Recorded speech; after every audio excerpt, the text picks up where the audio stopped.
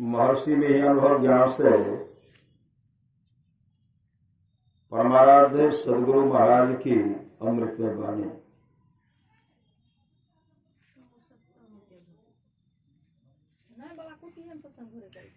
संत नहीं होते तो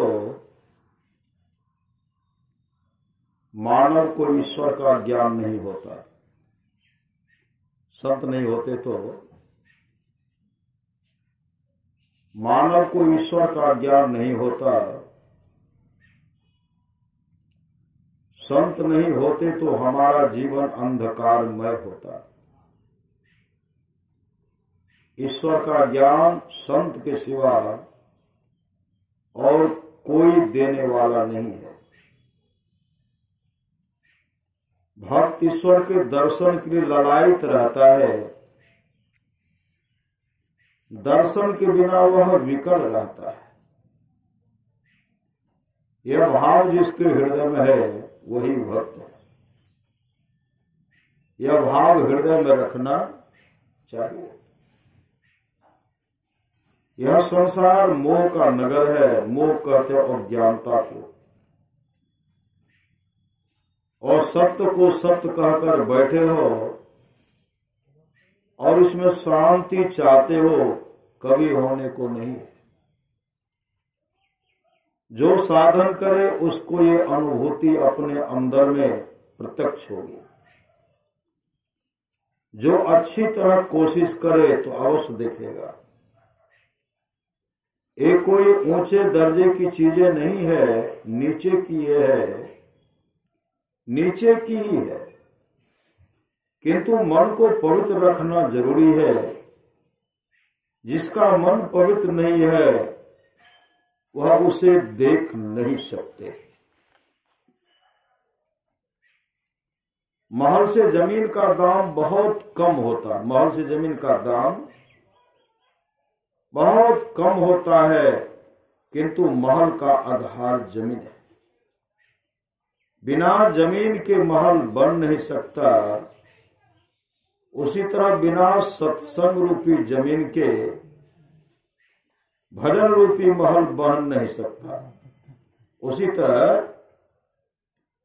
बिना सत्संग रूपी जमीन के भजन रूपी महल बन नहीं सकता।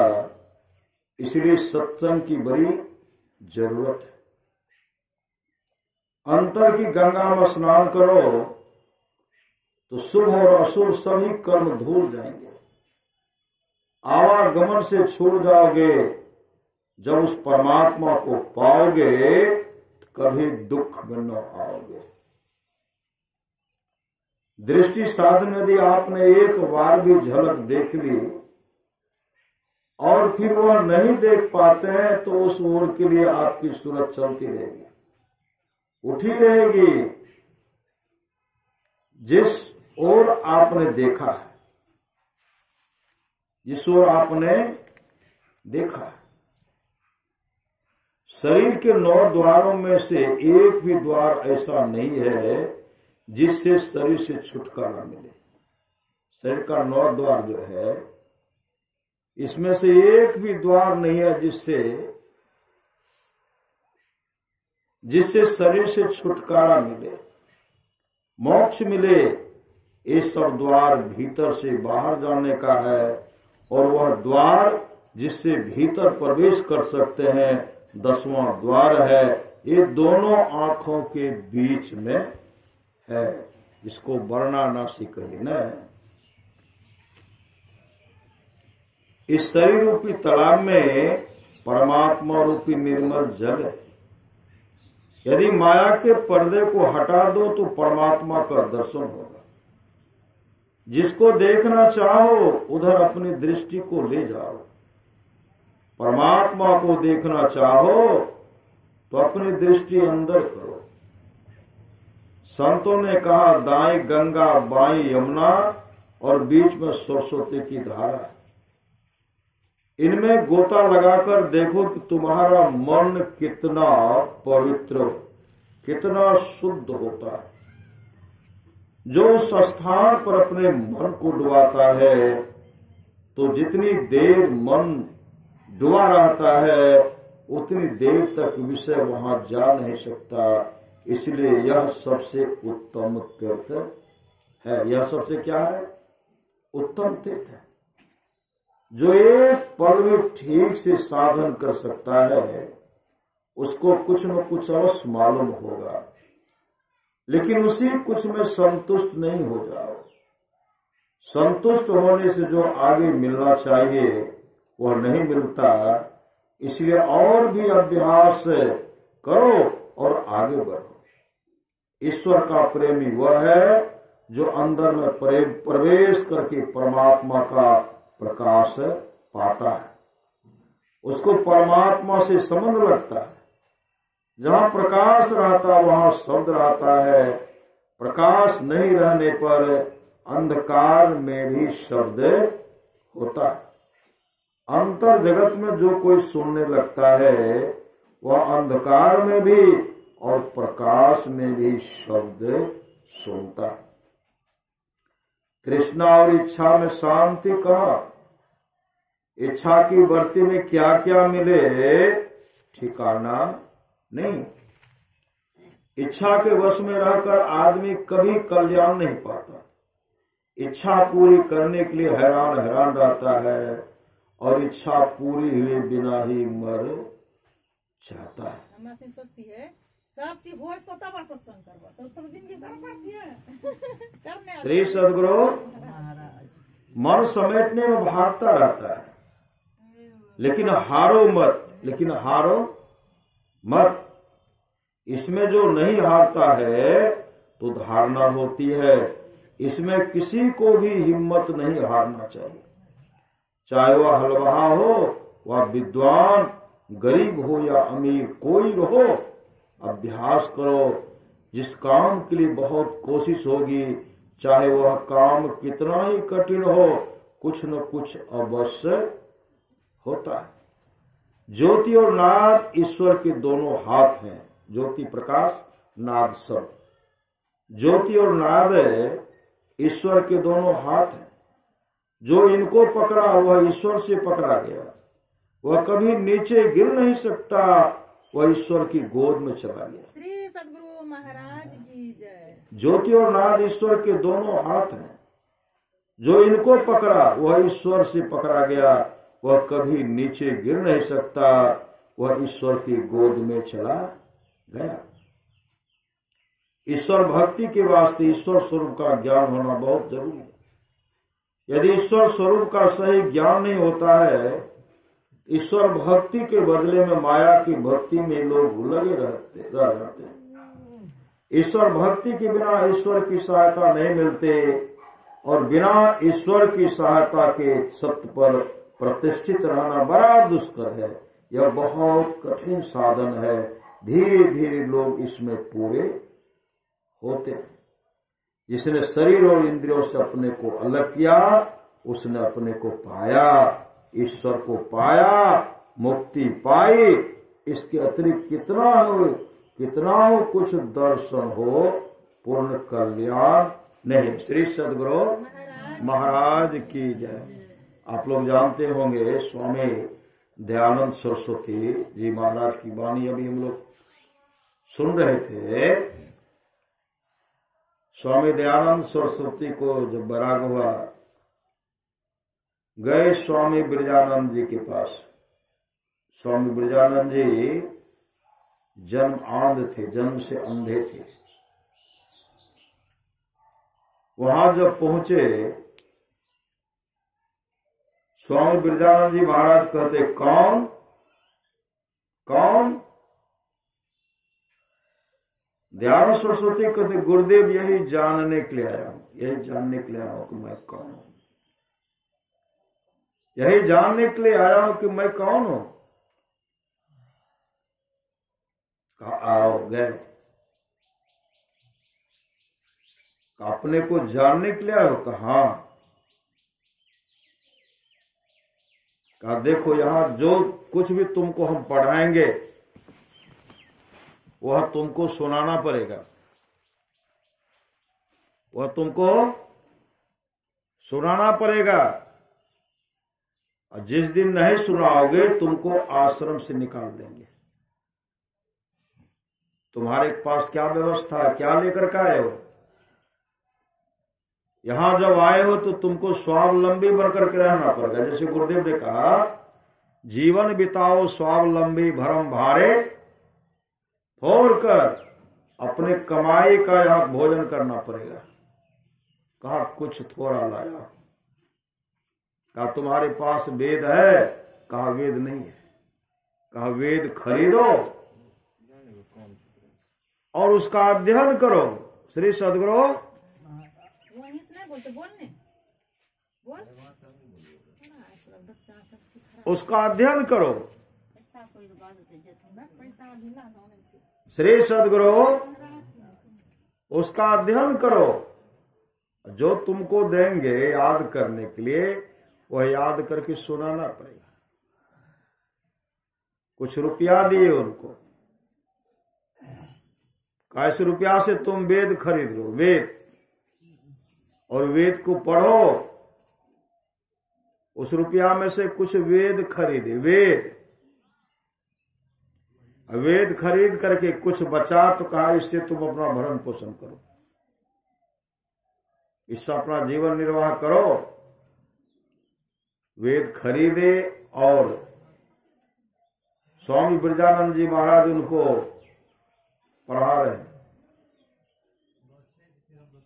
पढ़ाते थे, याद करते जाते थे। बीच में दिए तो याद उनको नहीं हो रहा है, याद नहीं हो रहा। जैसे याद नहीं हो रहा है, स्वामी ब्रजानंद जी कहते हैं तुम आश्रम से निकल जाओ। तुमको याद करने के लिए देता हूं, तू याद नहीं करता, तुम यहां से निकलो। वह टस से बस नहीं हो रहा है। याद कर रहे, याद हो ही नहीं रहा है। बिरजानंद जी महाराज उनको पीटने लगे, काफी पीटे। पीटते पीटते काफी पीटे, वो बेहोश हो गए। श्री सदगुरु दयानंद सरस्वती जी महाराज बेहोश हो गए। जब होश में आया, उसी से में उठे, एक डंटा ला करके दिए। कहते गुरुदेव हाथ से मत पीटिए, डंटा से पीटिए, डंटा से, क्योंकि आपके हाथ में चोट लग जाएगी। एक डंटा दिए तो डंटा से पिटाई करने लगे। काफी पिटाई कर रहे हैं। अंत में कहा तुम यहां से भागो, और जब तुमको याद करने के लिए देता हो तू याद कर नहीं पाता है, जाकर के जमुना जी में डूब करके मर जाओ। जमुना जी में जाकर के डूब मरो। उसी समय वो आश्रम से निकल गए। गुरु की आज्ञा के पालन करने हैं तो आश्रम से जैसे निकलते हैं और जमुना नदी में जैसे प्रवेश करते हैं, जमुना नदी के पास गए तो एक शिलाखंड था, पत्थर का बहुत बड़ा टुकड़ा था। उसको उठा लिए, उठा करके जैसे जमुना में लेके जाते हैं तो पत्थर का टुकड़ा नीचे चला गया। फिर वो उसको ऊपर निकाले, निकाल कर कैसे करके वैसे आत्महत्या कैसे करो, उसी से अपने माथा को शिलाखंड पर पत्थर का टुकड़ा था पटकने लगे। जीना मुझे धिक्कार है, क्योंकि मुझे याद नहीं हो रहा। ऐसे जैसे मार सिर पर मार रहे थे, जोर से शिलाखंड पर पत्थर पर से मार रहे थे, उसी समय गुरु की ऐसी कृपा हुई, ज्ञान जग चुका, ज्ञान चक्षु खुल गया। गुरुदेव उनको जो जो पढ़ाए थे सब याद हो गया। जो भूल गए थे, जो जो पढ़ाए थे सब याद हो गया। अब गुरुदेव जो जो पढ़ाते भविष्य में वह भी याद हो गया। जो जो पढ़ाते बाद में वह भी याद हो गया।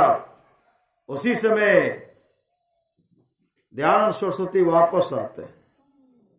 वापस जैसे आए कहते कौन? कहा मैं दयानंद सरस्वती हूं। कहा तो हम तुमको कहे थे जमुना नदी में डूबने के लिए, और तू क्यों आ गया? अरे वो यहां वही रहेगा जिसको हम याद करने के लिए, जो याद के पाठ को याद करके सुनाएगा, और तू पुनः आया, भागो। उस समय दयानंद सरस्वती कहते हैं गुरुदेव, मैं जमुना नदी में तो डूबने के लिए गया था, लेकिन आपकी कृपा से मैं डूब नहीं पाया। जमुना मां ने मुझे डूबने के लिए नहीं दिया। मैं डूबने के लिए गया था, पत्थर का बहुत बड़ा टुकड़ा उठा करके डूबने के लिए गया था, लेकिन जैसे रखा पत्थर का टुकड़ा तो डूब गया, मैं डूबा ही नहीं। और उस शिलाखंड पर जैसे मैं अपने माथे को पटकने लगा, मैं आप माथे को फोड़ रहा था, लेकिन ज्ञान जग चुका, ज्ञान का चक्षु खुल गया। आप जो जो पढ़ाए है सब याद हो गया। आप जो भविष्य में पढ़ाएंगे सब हमको याद हो गया। जो जो पढ़ाएंगे वह भी याद हो गया है। ये गुरु की कृपा है। प्रोफेसर बाबा देवी साहब की वाणी है, सच्चा शिष्य है जो गुरु को परमात्मा के तुल्य जानकर आदर करते हैं। गुरु ही तू है, गुरु पितु है, गुरु ही जीव की मृत्यु है, गुरु सम कोई नहीं दूजा, जो जीवों को उधारा है। गुरु की नित्य कर पूजा, जगत इन सम नहीं दूजा, मैं ही को आन नहीं सूझा, फकत गुरु ही आधार। ईश्वर विश्वासी बनिए, प्रभु विश्वासी बनिए। एक ईश्वर पर चल विश्वास, पूर्ण भरोसा तथा अपने अंतर में उनकी प्राप्ति का दृढ़ निश्चय रखना। सदगुरु की निष्कपट सेवा, सत्संग और दृढ़ ध्यानाभ्यास, इन पांचों को मोक्ष का कारण समझना चाहिए। सच्ची घटना है। एक बहन थी जो ठाकुर जी भगवान कृष्ण का वो पूजा करती थी, भगवान कृष्ण का पूजा करती थी। पति पत्नी में काफी मेल, बहुत मेल, आपस में मेल। जहां सुमति तहां संपत्ति नाना, आपस में मेल। एक दिन वो गई, मायके गई, अपने बच्चे को भी लेकर के। और उनका नियम था भोजन बना करके ठाकुर जी को चढ़ाना और पति को खिलाना, तब बैठ करके वह भी खाते थे। एक ही जगह बैठ करके खाते थे। ठाकुर जी को चढ़ाए और एक जगह बैठ करके वो भोजन करते थे। गई मायके, पति करते थे नौकरी, पति नौकरी करते थे। नैहर में उनकी मां कहने लगी खा लो, भोजन कर लो। कहा नहीं, आज बना खाऊंगी तो ठाकुर जी को भी चढ़ाना। कहा यहां भी तो ठाकुर जी है। कहा ठाकुर जी तो यहां है, लेकिन मेरे पतिदेव, मुझे याद है जब से मैं पति के साथ रहती हूं, ठाकुर जी को चढ़ाकर पति पत्नी दोनों एक जगह बैठकर खाते, एक ही साथ एक ही जगह खाते हैं। अगर मैं यहां खा लूंगी तो भूखे रहेंगे, वो भूखे रहेंगे।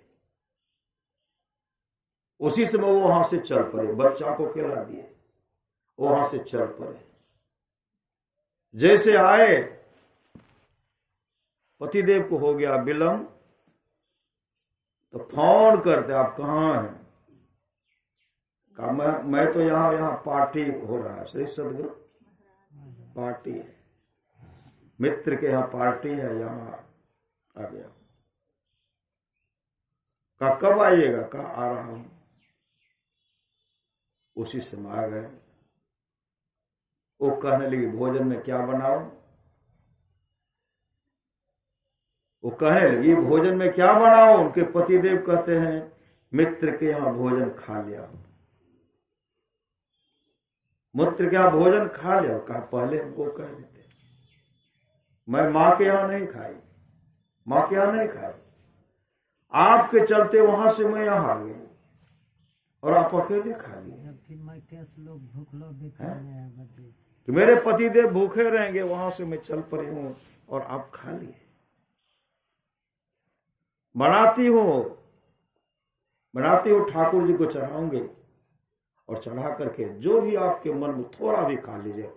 कहा इच्छा ही नहीं है, इच्छा नहीं है श्री सदगुरु। तब वो कहने लगी तब मैं भोजन नहीं बनाऊंगी, नहीं खाऊंगी।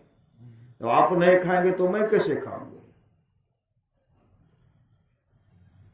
अब दोनों बिछा बन गए सोने के लिए, कोई इधर मुंह किसी का उधर मुंह है श्री सदगुरु। किसी का इधर मुंह किसी का उधर मुंह। अब कोई बातचीत नहीं हो रही है। या बहन इधर आंसू बहा रही है, अब पतिदेव उधर मुंह किए हुए, मैं क्या कर लिया श्री सदगुरु।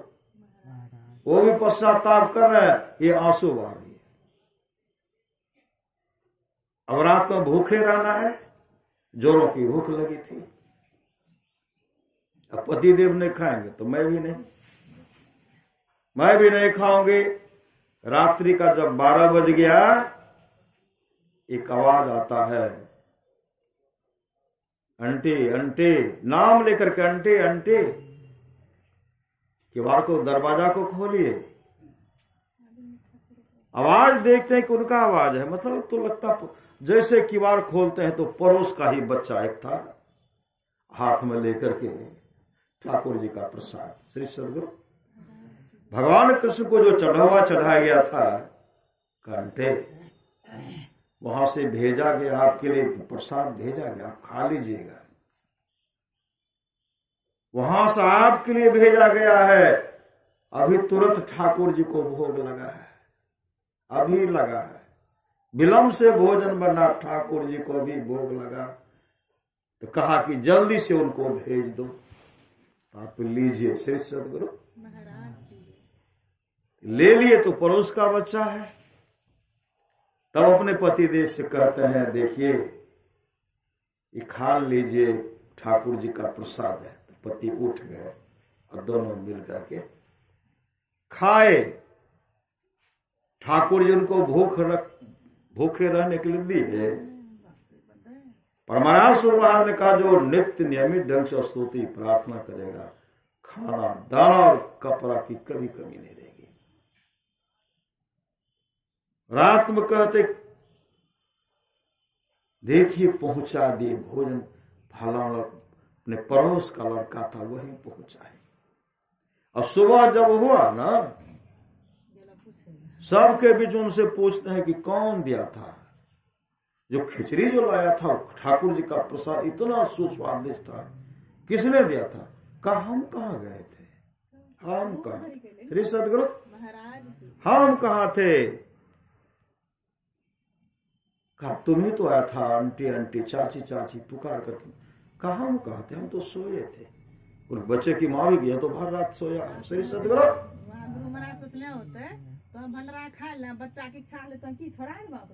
साक्षात ठाकुर जी भगवान कृष्ण बालक का रूप धारण करके उनको खिचड़ी प्रसाद पहुंचाए और कहते हैं खा लीजिए। श्री सदगुरु महाराज की जय। परमाराज सदगुरु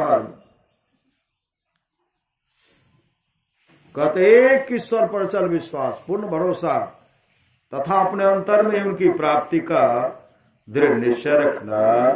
सदगुरु की निष्कपट सेवा, सत्संग और दृढ़ ध्यानाभ्यास, इन पांचों को मोक्ष का कारण समझना चाहिए। सच्ची घटना आप लोग जानते हैं। एक बहन थी, पति पत्नी में काफी मेल। श्री सदगुरु महाराज की। और उनके भाई से, इनके पति और उनके भाई से थोड़ा वैमनस्य हो गया, मतलब साला बहनोई में वैमनस्य हो गया। अब कोई बातचीत नहीं कर रहे, किसी से बातचीत नहीं। अब बहन से भी बातचीत उनका भाई नहीं करते। एक पति का होगा, मेरा थोड़े होगा। वैमनस्य हो गया, कोई बातचीत नहीं। अब इनको है ये ठाकुर जी की भक्ति नहीं, भगवान कृष्ण की, भगवान कृष्ण की पूजा करती है। इनको है कि इनका अब लड़की की शादी करनी, लड़की की शादी है, लड़की की शादी है तो मायके से वहां से भात बन करके आता है, नियम है श्री सदगुरु, भात बन करके वहां से आता था, नियम है। और सुंदर सुंदर 16 बर्तन का व्यवस्था किया जाता था, मायके से आएगा, मायके से आएगा। अब तो इस तरह हो गया कि यहां तो साला बहने में वैमनस है, भाई बहन में वैमनस है, लड़की की शादी है, भात तो आना वहीं से। वो तो निमंत्रण लेंगे, खबर किए, कहा हम लोग नहीं जाएंगे। शादी का समय निर्धारित हो गया,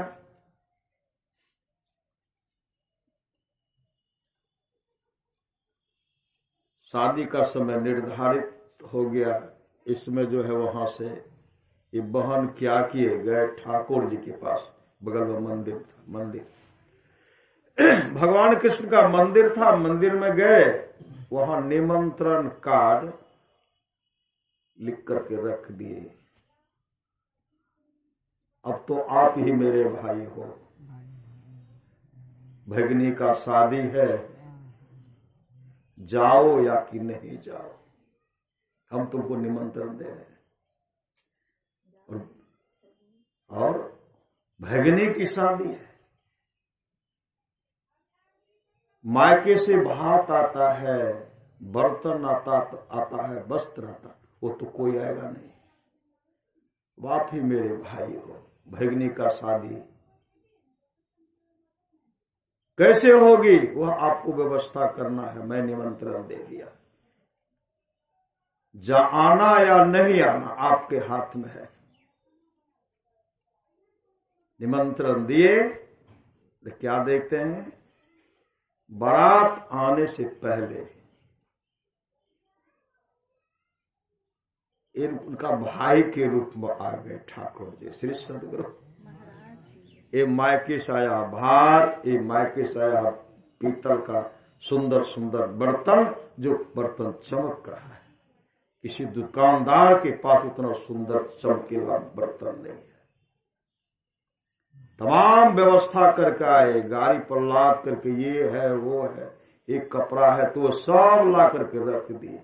अब तो घरे में जगह नहीं है श्री सदगुरु, इतना सामान लाए, घर में जगह नहीं है। ये मने मन सोचती है, भैया तो कहे थे नहीं आएंगे, लेकिन भैया आ गए, भैया आ गए, लेकिन इधर भी मन मुंह फुला हुआ, उधर श्री सदगुरु पहले से मन में बेमनस था, मन मटाव चल रहा था। भैया आ गए तो भैया को, बहन को देखते हैं तो थोड़ा मुस्कुराते हैं, ओ भैया तो साक्षात ये बहन को है कि अब जो है इनके पति देव से भी उनको गप नहीं हो रहा है, बेमनस न था श्री सदगुरु। होते होते सब व्यवस्था कर दिए, बारात आए, उनका इतना तन्मयता संलग्न होकर के उनका बारात का सेवा सत्कार किए, शादी करवा दिए श्री सदगुरु। शादी करवा करके भगनी का जो भी है उनको अच्छा ढंग से विदाई भी कर दिए। कहते हैं मैं जा रहा हूं, इधर कोई गपशप चल दिए श्री सदगुरु, चल दिए, इतना ढेर सारा सामान दिए ना,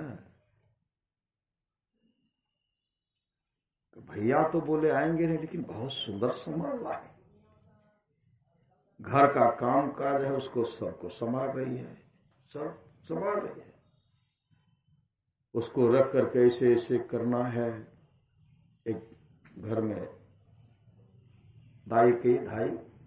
दासी कहिए, उनके काम में वो हाथ बटा रही है, हाथ बटाए, लेकिन फिर भी लथपथ है, सामान कहाँ क्या रखना है, लथपथ है, परेशान हो गए।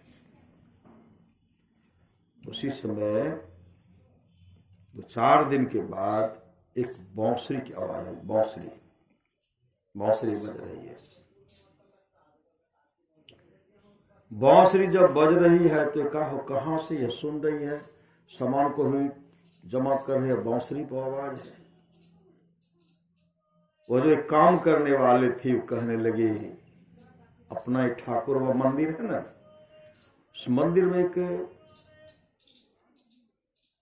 कोई साधु है, साधु वही बांसुरी बजा रहे हैं। देखने में लगता है पागल के जैसा, सुंदर वस्त्र भी नहीं है, बाल बड़ा बड़ा है, वही बांसुरी बजा रहे हैं। इनके मन में जाना चाहिए, जैसे झांक करके देखते हैं तो बांसुरी बजा रहे हैं, फिर आकर के काम में लग गए। धीरे धीरे वो इनके दरवाजे पाए, बांसुरी बजा रहे हैं। फिर कहते कौन? का वही जो वहां बांसुरी बजा, वही आ गया। आए तो कहते हैं एक काम कीजिए ना, हमको थोड़ा भोजन करा दीजिए, हमको मिठाई खिला दीजिए। श्री सद्गुरु मिठाई खिलाइए, भोजन कराइए।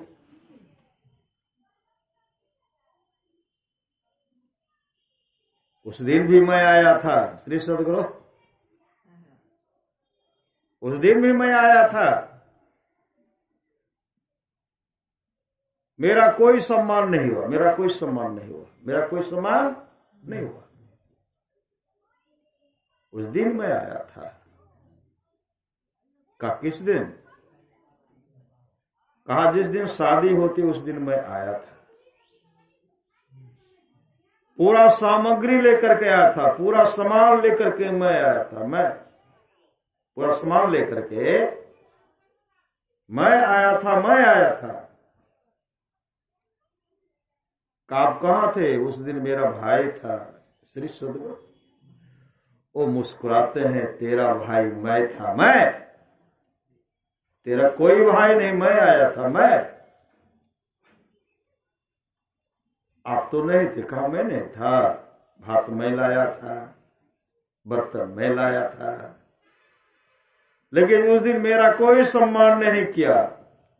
पट मिठाई खिलाए, जो खाना था खिलाए, वो पट चले गए, चट चले गए। तब इनको याद आया कि मेरे गोविंद थे, मेरे इष्ट थे, मेरे तो गिरधर गोपाल दूसरो न कोई। मैं आया था। उस दिन भी मुझे भोजन करने के लिए नहीं पूछा गया, इसलिए मैं भोजन मांग करके खाने का लाया हूं। खिलाए, पूर्ण विश्वास होगा कि मेरे ठाकुर जी मेरे कृष्ण है। हेरी में तो प्रेम दीवानी, मेरो दर्द न जाने को। दर्द के मारे बन डोलो, वैद न मिल्या को। तो श्रद्धा प्रेम चाहिए। ये तो प्रेम की बात उधो, बंदगी तेरे बस की नहीं है। यहाँ श्रद्धे के होते हैं सौदे, आस की इतनी सस्ती नहीं है। ये श्रद्धा प्रेम है। प्रेम वालों ने कब पूछा, उनकी पूजा में सुन लो उधो। यहाँ दमदम में होती है पूजा, सिर झुकाने की फुर्सत नहीं है। ये तो प्रेम की बात उधो, बंदगी तेरे बस की नहीं है। जो असल में है मस्ती में डूबे, उन्हें परवाह है क्या जिंदगी का। जो उतरती है चढ़ती है मस्ती, वो हकीकत में मस्ती नहीं है। जिसकी नजरों में है श्याम प्यारे, वो तो रहते हैं जग से न्यारे। जिसकी नजरों में मोह समाए, वो नजर फिर तरसती नहीं है। इसलिए एक ईश्वर पर अचल विश्वास, पूर्ण भरोसा तथा अपने अंतर में उनकी प्राप्ति का दृढ़ निश्चय रखना। सदगुरु की निष्कपट सेवा, सत्संग और दृढ़ ध्यान अभ्यास, इन पांचों को मोक्ष का कारण समझना चाहिए। अमर मुनि का आदेश है 100 काम को छोड़ करके स्नान करना चाहिए, 1000 काम को छोड़ करके भोजन करना चाहिए, 1,00,000 काम को छोड़ करके सत्संग करना चाहिए, करोड़ों काम को छोड़ करके अपने जीवन के बागडोर को संत सदगुरु के हवाले करना चाहिए। बर्थडे वाला कोट नहीं करिए ई वाला। भगवान श्री कृष्ण की वाणी है, निष्पाप उद्धव जी, कोई कितना भी अश्वमेध यज्ञ कर ले, कृष्ण चंद्र आदि आदि व्रत कर ले, उसके द्वारा में सुलभता से प्राप्त नहीं होता। बस एक सत्संग ऐसा जरिया है जिसके द्वारा में सुलभता से प्राप्त हो जाता, उस भक्त के वश में हो जाता और उस भक्त का परम कल्याण हो जाता। पुनः सदगुरु महाराज कहते थोड़ा सा भी सत्संग करो, बड़ा लाभ होता है। जितना लाभ की बहुत धन के मिलने, बहुत विद्या के पढ़ने से होता, उतना लाभ सत्संग से होता है। नित्य नियमित ढंग से सत्संग करो, सत्संग से खाली कोई मत रहो। अभी अमृत की वर्षा हुई, अध्यात्म ग्रंथ का सार सार ज्ञान कह दिया। जिसको याद रहा उसको अमृत मिला, और जिसको याद नहीं रहा उसने अमृत को खो दिया। याद क्या। पुनः सदगुरु आज कहते जो लोग बहुत दिनों से सत्संग करते आ रहे हैं, अभी कर रहे हैं, आगे भी करेंगे, वे सभी महासुख के भागी होंगे। रामचरितमानस माया मति की रति गति भूत भलाई, जब जही जतन जहां जही पाए, सो जानब सत्संग प्रभाव लोको वेदनो अनुपाव। मज्जन फल देखी तत्काला, अक्का को हो पिक बकाओ मराला, सुनी आचरज करे जन कोई, सत्संगति महिमा ने गोई। वाल्मीकि नारद घट जोनी, निज निज मुखन कही निज होनी, जलचर थलचर नभचर नाना, जे जर चेतन जीव जहाना, मति की रति गति भूत बलाई, जब जही जतन जहां जही पाए, सो जानव सत्संग प्रभाव लोको वेदन। आज का सत्संग जो है हम लोग सोनाली कुमारी का जन्मदिन है, सोनाली कुमारी का जन्मदिन है। इस अवसर पर हम लोग सत्संग करें, इस अवसर पर हम लोग सत्संग कर रहे हैं। साहेब स्वामी जी महाराज का हम लोग थे यहाँ भटियार स्तंभपुर लोग आए ना, वहां पूर्णिया जिला वार्षिक सत्संग हो रहा था। और उस सत्संग में उसी दिन साहेब स्वामी जी महाराज का जन्मदिन था। श्री सदगुरु महाराज की मंचे पर हम लोग थे, स्तुति किए, स्तुति करने के बाद ध्यान किए, ध्यान करने के बाद पुनः कहते हैं मन संचालक महाराज महोदय कहते हैं, आज जो है पूज्यपाद महर्षि साहेब स्वामी जी महाराज का जन्मदिन है। हम लोग गुरु महा से प्रार्थना करें, हम लोग गुरु महा से प्रार्थना करें कि पूज्य बाबा अधिक दिन तक हम लोगों के बीच में रहे। हम लोग प्रार्थना करें। ध्यान किए, ध्यान करने के बाद ध्यान तो किए, जब पूज्यपाद बाबा के पास माइक गया तो गुरुदेव ने, साहेब स्वामी जी महाराज ने कहा, देखिए मांग तो एक परंपरा है। मांग क्या है? परंपरा है। मेरा जन्म कुंडली जो है बनारस के बहुत बड़े विद्वान पंडित ज्योतिषाचार्य से मेरा जन्म कुंडली बनाया गया, लेकिन उसमें मेरा उम्र जो है 76 वर्ष है। 76 वर्ष। इतने दिन से जो हम लोग सत्संग कर रहे हैं, गुरु की कृपा जो ऐसी हुई है, अभी हम 86 को पार कर रहे हैं। श्री सदगुरु वहां क्या हुआ, ज्योतिषाचार्य का जो है के द्वारा बनाया जन्म कुंडल ही फेल हो गया था। 76, अभी 86 को पार था। श्री सदगुरु महाराज की अभी 86। श्री सदगुरु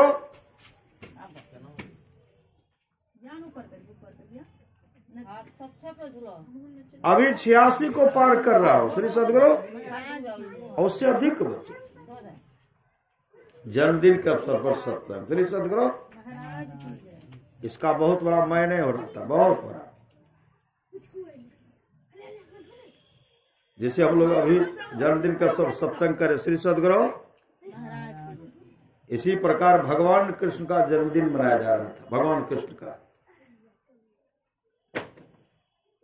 कृष्ण का जन्मदिन जो मनाया जा रहा था,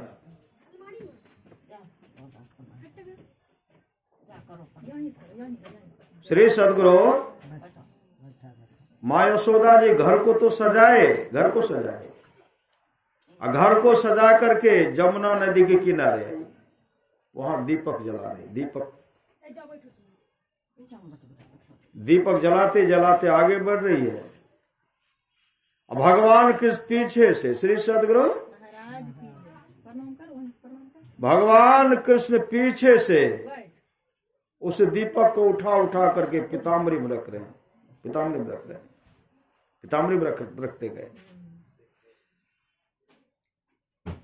गंगा जमुना की नदी में जैसे दीपक दिए तो कोई बहते हुए चला गया, किसी को पकड़ लेते थे, बुलाने के बाद जो दीपक चला था उठा करके पीताम्बरी में रख लेते थे। पूरा यहां से वहां दीपक जला दिए। वहां से जब माँ यशोदा पीछे मुड़ करके देखती है तो एको दीपक नहीं है। श्री सदगुरु एको दीपक नहीं, उठा कर रख रहे थे भगवान कृष्ण पीताम्बरी में। माँ यशोदा कहले, कृष्ण आज तेरा जन्मदिन है, तेरे जन्मदिन पर मैं माँ जमुना का पूजा कर रही हूँ, प्रार्थना कर रही हूँ कि हे जमुना माई, मेरे कान्हा की उम्र दीर्घायु हो। और तू क्या कर रही है? भगवान कृष्ण कहते हैं, मां मेरे जन्मदिन के अवसर पर जो जो यहाँ दीपक जला सबको मैंने अपने पीताम्बरी में रख लिया, और सबको मैं अपने गोलोक धाम में भेज दिया। गोलोक धाम, श्री सदगुरु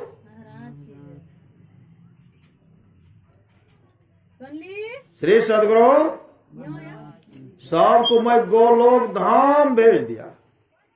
देखते हैं बहुत जगह केक काटा जाता है ना, केक काटते हैं, मोमबत्ती जलवाते हैं, बैलून सजाते हैं, बाद में फोड़ भी देते हैं। और दीपक को जो मोमबत्ती को ऐसे बच्चे से बुझवा देते, कभी नहीं बुझवाना चाहिए।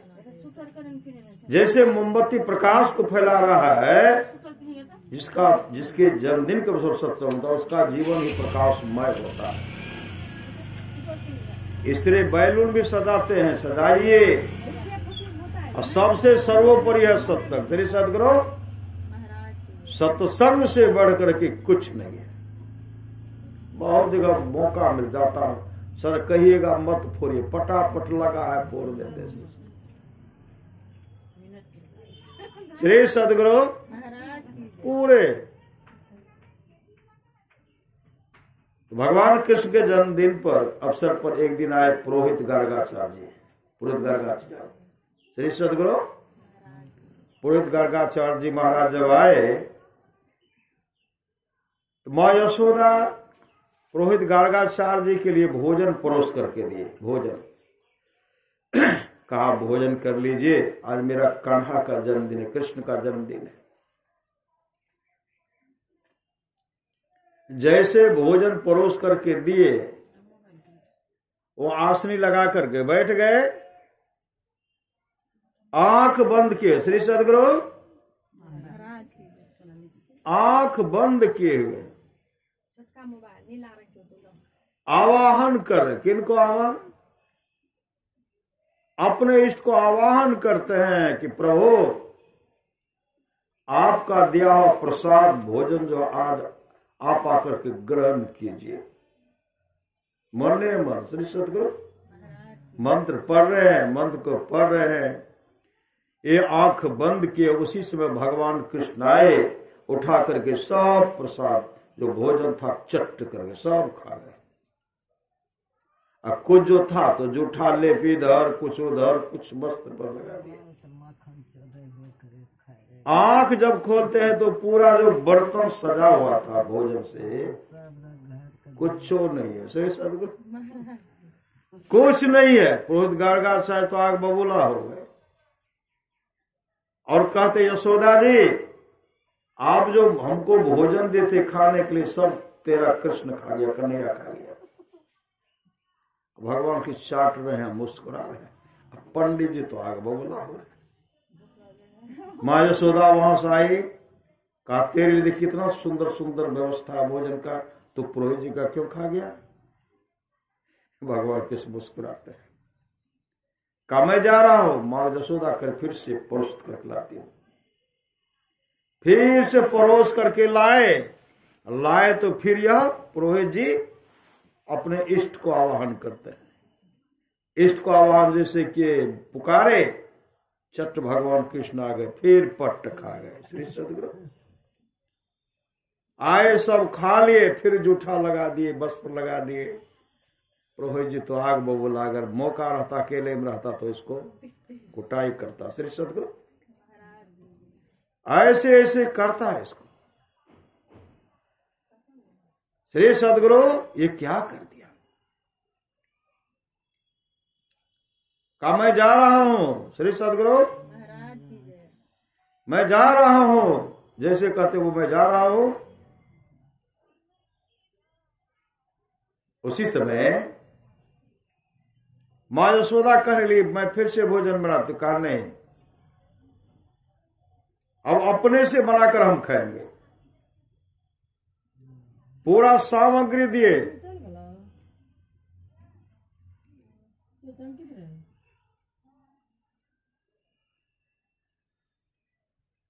किवाड़ को बंद कर दिए।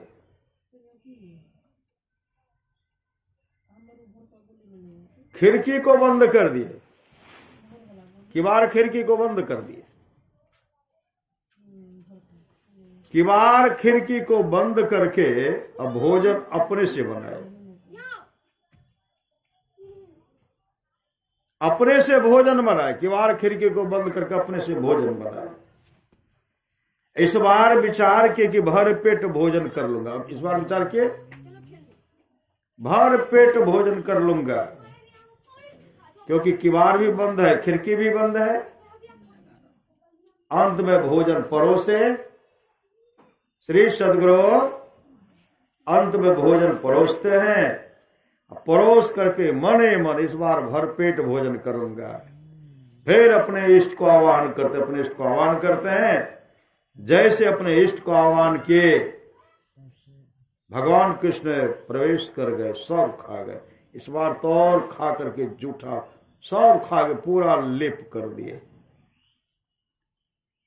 पुरोहित गार्गाचार्य जब आंख खोलते हैं तो भोजन गायब हो गया, आग बबूला हो गए। उसी से पकड़ लिए, किवाड़ तो बंद था, खिड़की बंद। कान पकड़ करके खूब अमेटे, खूब इतना अमेट, पूरा जोर लगा दिए, जोर लगाए अमेट करके। तब कहते यशोदा जी फिर मेरा भोजन खा गया, फिर मेरा भोजन खा गया।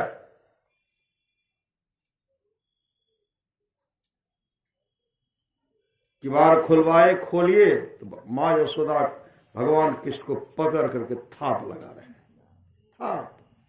तो पंडित जी तो पहले मेहनत कर देते थे, कान रगड़ करके खूब रगड़े थे। माँ यशोदा थाप लगा रहे हैं। उसी से भगवान कृष्ण कहते अजीब आदमी सब है, अजीब आदमी सब। भोजन करने के लिए बुलाते हैं, आप करके खाता हो। भोजन करने के लिए बुलाता है, आता हूं, खाता हूं। कोई कान मेरते हैं, कोई तमाचा चलाते हैं। अजीब आदमी सब है। श्री सदगुरु उसी समय भगवान कृष्ण देख लिए पुरोहित गार्गाचार्य जी का माया का पट्टी नहीं हटा। अपने योग बल से जैसे माया का पट्टी हटाते गुरुदेव कहते न घटतम प्रकाश स्व शब्द पर त्रय, जीव पर है छा रहे कर दृष्टि अर्जुन योग साधन ये हटाना चाहिए। इनके हटे माया हटेगी, प्रभु से होगी एकता, फिर द्वैतता नहीं कुछ रहेगी अस्मरण दृढ़। चाहे जैसे माया का पट्टी हटा, साक्षात गोविंद का दर्शन हुआ, परमात्मा का दर्शन। एक कृष्ण तो साक्षात परमात्मा है, परमात्मा है। पुरोहित गार्गाचार्य जी भगवान कृष्ण के चरण निपट गए। इस श्रद्धा प्रेम है। आज जन्मदिन का पर सत्संग हो रहा, सदगुरु महाराज से प्रार्थना है, गुरुदेव कहते मति रामचरितमानस से मति कीरति गति भूत भलाई, जब जही जतन जहां जही पाए, सो जानब सत्संग प्रभाव लोकों वेद न अनुपाओ। ये तमाम चीजें आज तक जिस किसी को प्राप्त हुआ है, सत्संग के प्रभाव स्वा जाना चाहिए। लोक और वेद में इसके मिलने का दूसरा कोई उपाय नहीं। गुरुदेव कहते जो लोग बहुत दिनों से सत्संग करते आ रहे हैं, अभी कर रहे हैं, आगे भी करेंगे, ये सभी महासुख के भागे होंगे। बराबर जन्मदिन मनाया जाता है श्री सदगुरु, और बराबर हम लोग सत्संग करते हैं। सत्संग नित और ध्यानित संलग्नता के साथ कीजिए, इहलोक परलोक मंगलमय होगा। बोलिए प्रेम से श्री सदगुरु महाराज की जय।